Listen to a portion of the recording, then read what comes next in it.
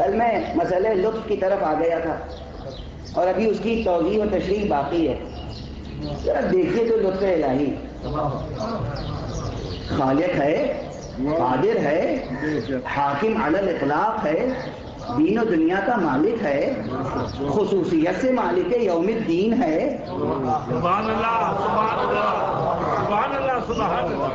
ہماری حیثیت ہی کیا ہے؟ اس نے ہمیں خلق فرمایا، اس نے ساری نعمتیں عطا کی، زندگی اور وجود کا ایک ایک تقاضا پورا کر دیا. قبل اس کے کہ ہمیں ضرورت کا احساس ہو ضرورت پوری کر دی.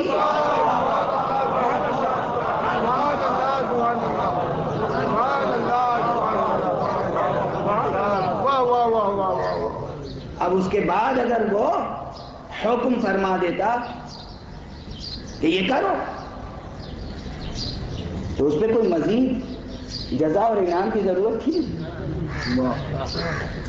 کوئی انعام کی ضرورت ہے؟ مگر اس نے چھوٹے سے چھوٹا، معمولی سے معمولی کوئی عمل ایسا نہیں رکھا جس کی کوئی جزا نہ رکھی ہو.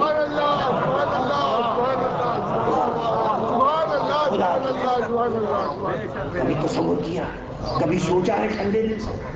خوب حدیثیں سنتے ہیں، خوب قرآن کی آیتیں سنتے ہیں، خوب احکام شرعی سنتے ہیں، علماء سے مسائل پوچھتے ہیں، حکم بعد کو پوچھتے ہیں، ثواب پہلے.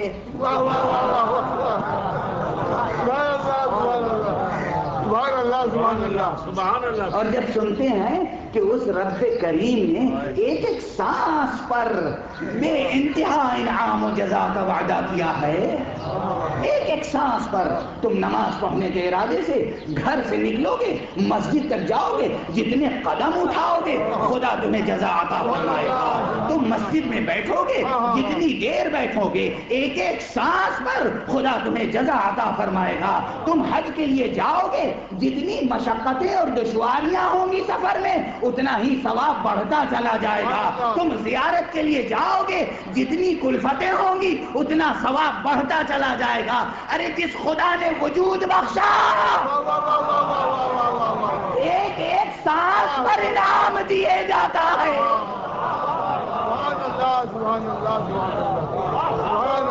اور پھر بھی جب کچھ کہتا ہے کہ تم ذرا یہ کام تو کر دو میرے لیے، تو کہتا تو یہی ہے کہ میرے لیے کر دو، مگر وہ اس کے لیے نہیں ہوتا، وہ بھی تمہارے ہی لیے ہوتا ہے.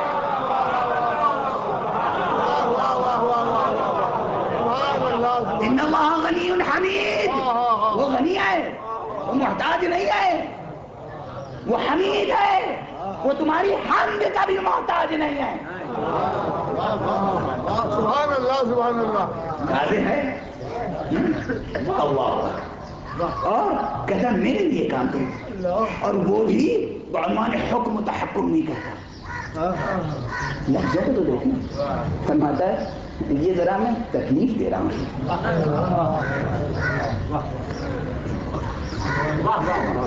اور تکلیف بھی کیسی؟ وَكَلَّفَ يَسِيرًا، ایسی تکلیف جو بہت تھوڑی سی ہے. وَلَمْ يُكَلِّفْ عَسِيرًا، اس نے کوئی بھی ایسی تکلیف شرعی آپ پر عائد نہیں کی جس میں دشواری ہو. سبحان اللہ سبحان اللہ.